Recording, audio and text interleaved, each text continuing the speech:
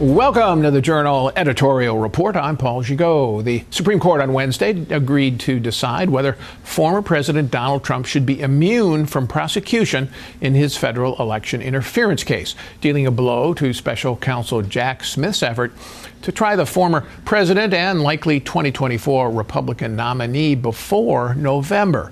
Oral arguments are now set for late April, with a decision expected by late June, a timetable that could push the trial, originally set to begin this Monday, close to Election Day and possibly beyond. For more on the political and legal implications of the Justice's decision to take the case, I'm joined by Wall Street Journal columnists Dan Henninger, Kim Strassel, and Bill McGurn. So, Bill, the Supreme Court didn't have to take this case. Right. And there's an argument politically, leave aside the law for a second, politically for dodging it, because they could have let a D.C. Circuit opinion that denied immunity stand.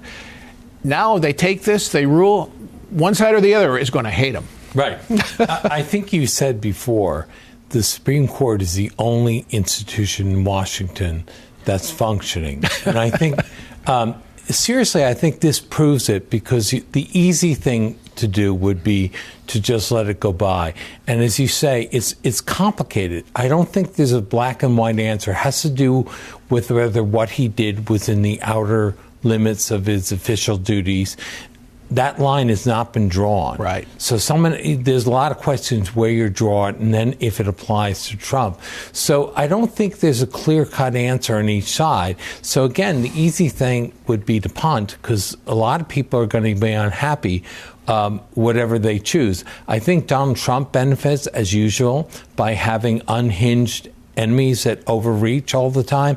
If the D.C. Circuit Court of Appeals had been more modest in what they agreed to, I think the Supreme Court might have not taken it. But I think they put the Supreme Court in position, can't pass the buck. We're the place that adjudicates these things, and we have an obligation to the Constitution to do it right. And we hope the one thing would be better on all sides if they could read the case and just, instead of Trump's name, read president, because it's going to apply to all presidents afterward, possibly even Joe Biden.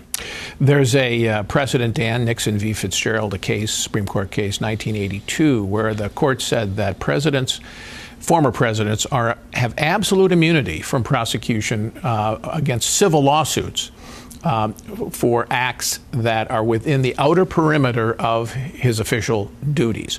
This case is going to decide if that immunity applies to criminal prosecution as well. And that's what the justices are going to be looking at. Yes, exactly. And but though I think we should say, I don't believe the justices are going to themselves decide whether Trump committed a criminal act. No, not at all. Some people, I think, expect that somehow the Supreme Court is going to decide Trump committed a crime. That's for the trial judge. That is for the trial judge. And so what's going on here is whether the President Trump had immunity for these acts. And if he didn't have immunity, then the case is going to go back to Jack Smith and Judge Chutka to then start pursuing that trial.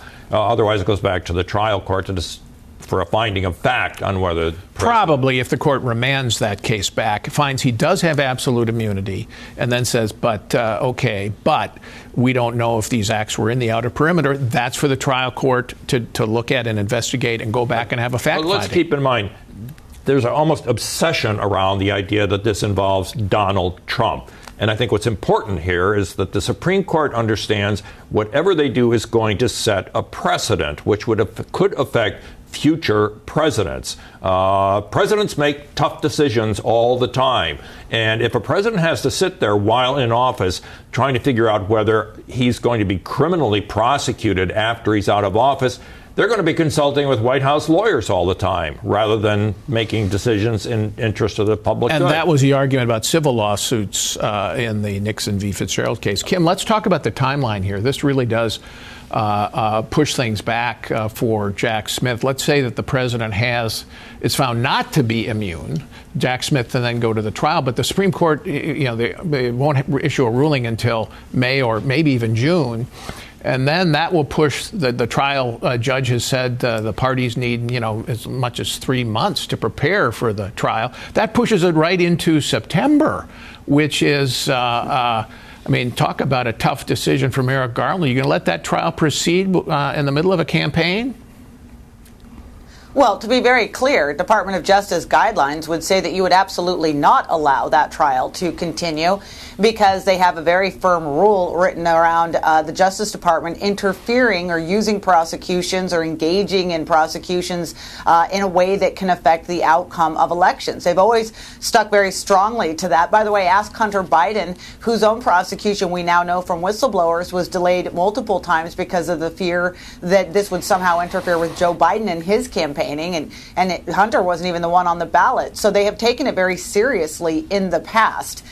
Tough call for Merrick Garland, but the pressure is going to be huge, Paul, because the left is already fretting and rubbing its hands about what will happen if this gets pushed beyond the election. And therefore, Trump, if he were to win, would have the ability to dodge any more prosecution because DOJ policy says you don't prosecute sitting presidents, or potentially just absolve himself. Hey, Sean Hannity here. Hey, click here to subscribe to Fox News YouTube page and catch our hottest interviews and most compelling analysis.